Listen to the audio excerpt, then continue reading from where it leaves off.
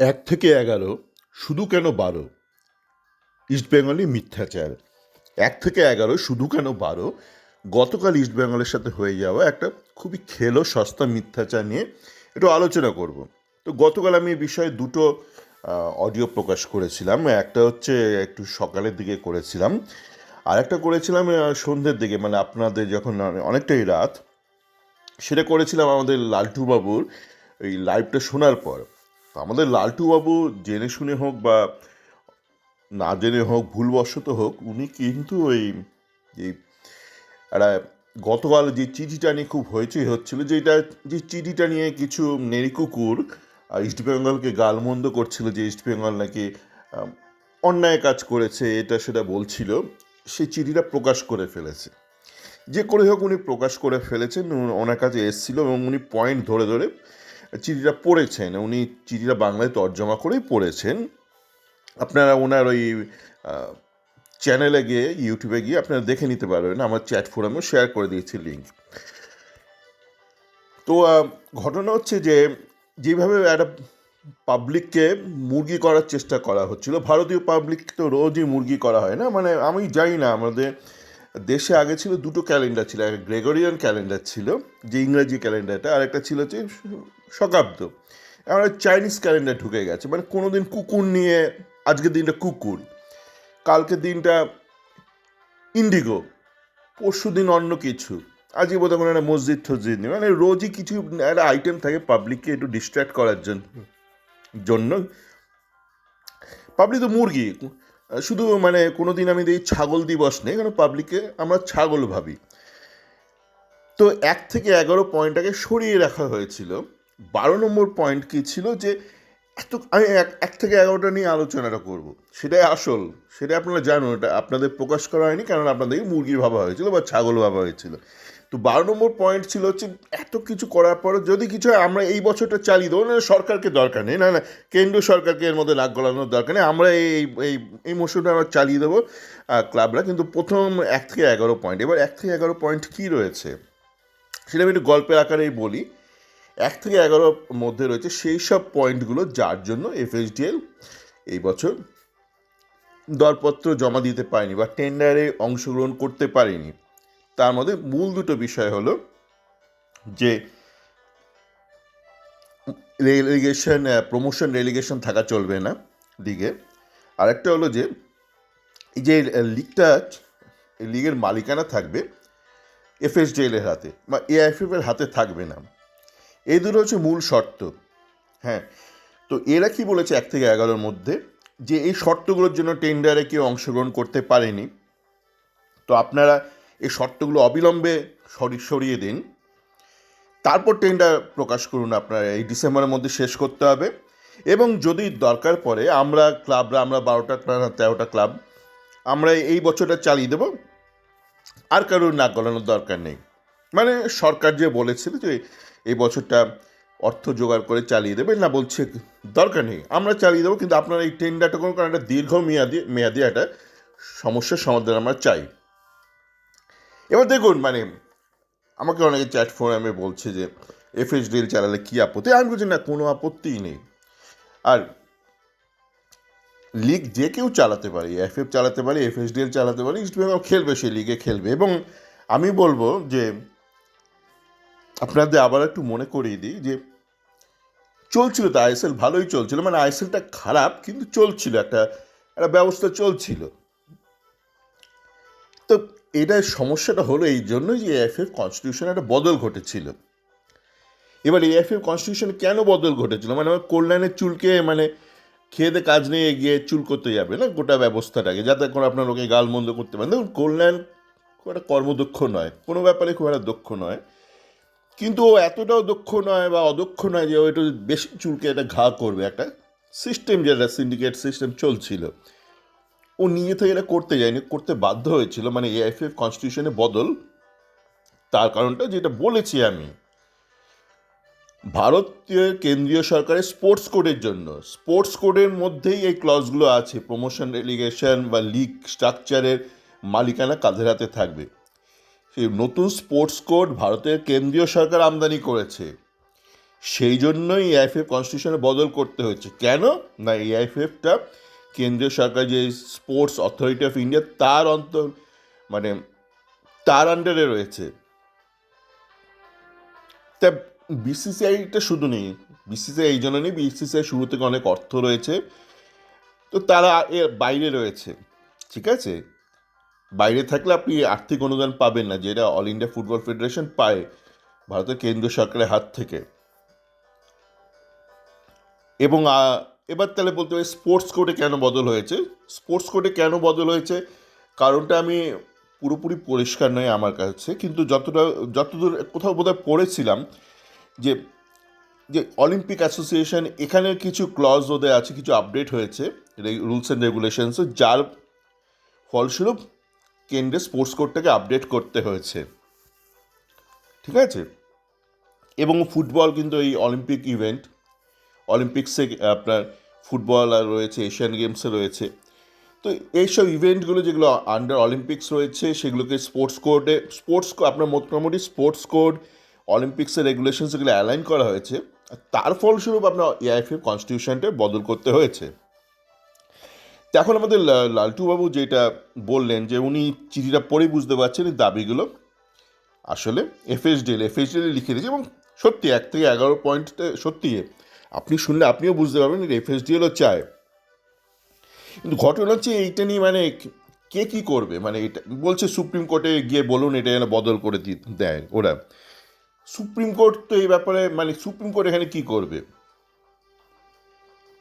বলছে মানে supreme court বলেছে যে এআইএফএফ এর হাতে ক্ষমতা আছে কনস্টিটিউশন বদল করার।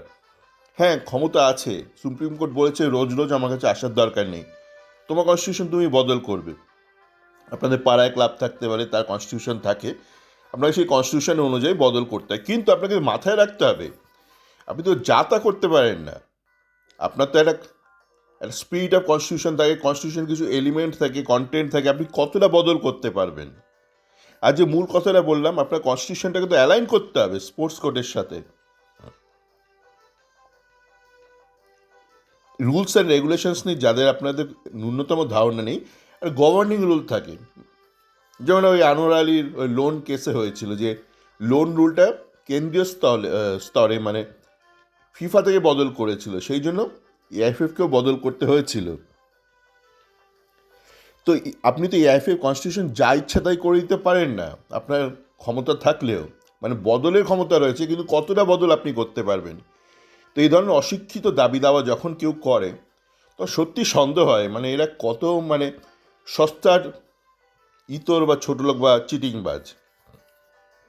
ভালো শ্রেণীর চিটিংবাজ নয়, ভারত আজকাল কী হয়েছে, একসময় তো কত বড় বড় চিটিংবাজ ভারতে তৈরি হয়েছে, চাল শোভরাজ থেকে শুরু করে নাটোয়াল লাল, কোথায় গেল সেই জামানা, কোথায় গেল চাল শোভরাজ, কোথায় গেল নাটোয়াল লাল, যে তাজমহলটাই বিক্রি করে দিয়েছিল। এখন কী ধরনের চিটিংবাজ তৈরি হচ্ছে ভারতে, আমার দেখ খারাপ লাগে। যে কিছুদিন আগে 1-2 বছর আগে প্যারিসে গিয়েছিলাম, কিছু খুব সস্তার পকেট মারের সঙ্গে দেখা হলো, মানে পকেট মারতে গেলে তারা ধরা পড়ে গেল। তখন আমি ভাবছিলাম মানে কলকাতাতে অনেক বেশি দক্ষ পকেট মার আছে, আর গর্ববোধ হচ্ছিল আমার, এরা কী ধরনের পকেট মারে এরা প্যারিসে।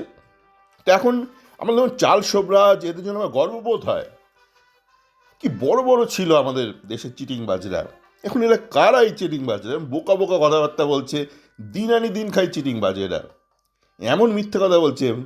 গতকাল বলে গেল মানে সবাই লিখছে, কনসোর্টিয়াম করে লিক করতে চায় সমস্ত ক্লাব, ইস্টবেঙ্গল সই করেনি, মানে বলে দিচ্ছে ইস্টবেঙ্গল নামটা ঢুকিয়ে দিও, কিন্তু ঢুকিয়ে দিও, লিখো, প্রথম লাইন না হলেও দ্বিতীয় লাইনে লিখো ইস্টবেঙ্গল সই করেনি, কনসোর্টিয়াম করে লিক করতে চায় না। ব্যাপারটা তো তাই নয়। 1 থেকে 11 পয়েন্ট কে আলোচনা করবে, 1 থেকে 11 পয়েন্টে বলা হয়েছে এই ক্লজগুলো যার জন্য টেন্ডার বিফল হলো সেগুলো আগে বদল করুন, তারপর টেন্ডার ডাকুন, এবং সেই টেন্ডারের এই অপশানও রাখুন কনসোর্টিয়ামের, প্রয়োজনে আমরা এই বছরটা চালিয়ে দেব। আপনি শুধু 12 নম্বর পয়েন্ট নিয়ে আলোচনা করলেন, তাও এমনভাবে বললেন যেন কনসোর্টিয়াম করে এরা অনন্তকাল চালাবে। আর প্রথম সন্দেহ হয়েছিল এই আমাদের আদিমোহন মানে টুম্পাইয়ের একটা ইন্টারভিউ শুনি, টুম্পাই বলেছিল না তো এরকম তো মোহনবাগান দাবি করেনি। ওনার কী হলো, টুম্পাই এরকম বলছে কেন, টুম্পাই এরকম বলছে কেন, যে না তো মোহনবাগান তো এরকম দাবি করেনি। তারপরেই দেখলাম ওই লাইভটা শুরু করে দিয়েছে আমাদের লালটুবাবু, এবং সেখানে উনি পুরো চিঠিটা পড়ে শোনালেন, মানে মুরগি দিবস পালন করলেন। জানি না মানে উনি কেন করলেন। বৌদি ম্যাডাম স্যার কিন্তু খুব রেগে যাবেন।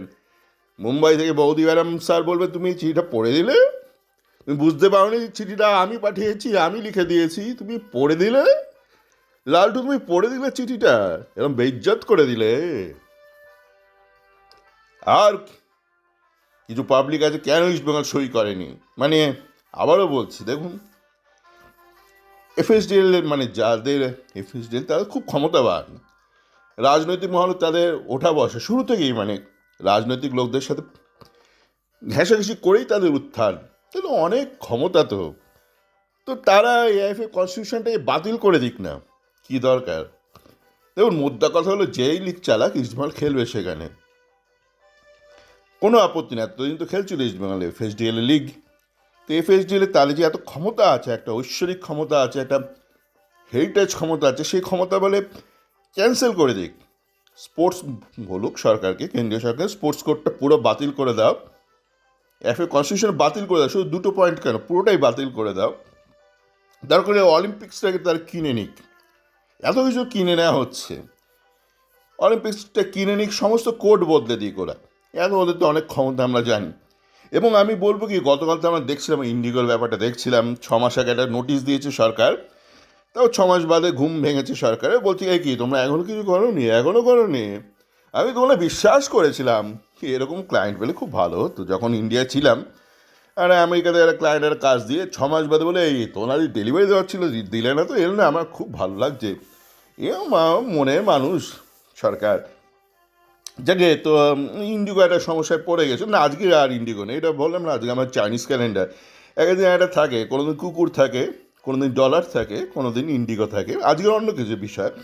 তো ঘটনা হচ্ছে যে এফএসডিএল দরকার হলে সমস্ত এয়ারলাইন্সকে কিনে নিক, ইন্ডিগো সহ কিনে নিক, কোনো আপত্তি নেই ভাই, কোনো আপত্তি নেই। একটা সময় তো ছিল দেশে শুধু ইন্ডিয়ান এয়ারলাইন্স ছিল, গোটা দেশ ভারতে ঘোরার জন্য শুধু ইন্ডিয়ান এয়ারলাইন্স ছিল, তারপর অনেক এয়ারলাইন্স ঢুকলো বেসরকারি, এখন আবার 3-4টে তো নেমেছে, আবার একটাতেই নামুক, কোনো অসুবিধা নেই, সে একটা এবার বেসরকারি হয়ে যায়।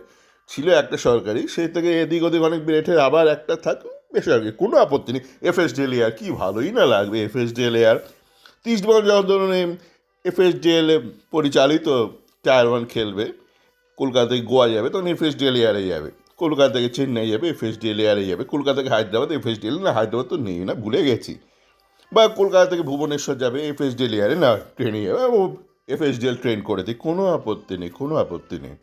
কিন্তু 1 থেকে 11 পয়েন্টের দরকার করে একটু একটু আলোচনা করবেন। 1 থেকে 11 পয়েন্ট, হঠাৎ করে 12 নম্বর পয়েন্টে চলে এলেন, আবার লিখেও দিলেন ইস্টবেঙ্গল সই করলো না চিঠিতে। কী সই করবে ভাই, কিন্তু ওই পোষা কুকুর, এফএসডিএল পোষা কুকুর ইস্টবেঙ্গল ঘেউ ঘেউ ঘেউ, 1 নম্বর 1 থেকে 11, 1 থেকে 11, 1 থেকে 11, কই ঘেউ ঘেউ ঘেউ, ইস্টবেঙ্গল তো পোষা কুকুর নয় না। বা ইস্টবেঙ্গল মুজরো করতেও নামেনি, মুজরো করতে নামেনি না, বা ব্যান্ড পার্টি তাসা বাড়িয়ে তো না, চিতপুরে ব্যান্ড পার্টি তাসা বাড়িয়ে খোলেন ইস্টবেঙ্গল, ঝং ঝং ঝং ঝং ঝং ঝং ঝং ঝং ঝং, চিঠি লিখে দিলাম, চিঠি লিখে দিলাম, ঝং ঝং ঝং, বদলে দাও বদলে দাও বদলে দাও, সব কিছু বদলে দাও। ইস্টবেঙ্গল তো চিতপুরে ব্যান্ড পার্টি খোলেনি, তাই না?